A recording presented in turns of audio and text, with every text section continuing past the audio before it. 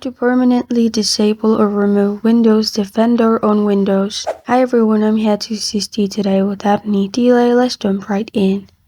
First, open Registry Editor on your device. After you open Registry Editor on your device, here, simply click on HKey Local Machine.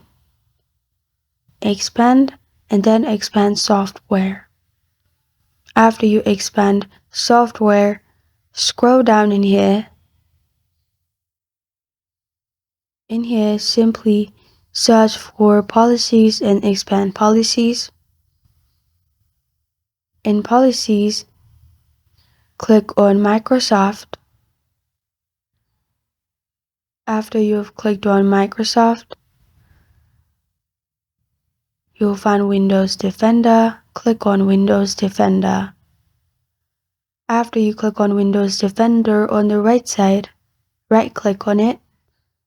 After you right-click on the right side, press on New. Select DWORD 32-bit value. After you've selected DWORD 32-bit value, in here in the name section, type in as shown on the screen, disable anti-spyware and press on enter. Then right-click on the new one. Click on modify. After you've clicked on modify in here,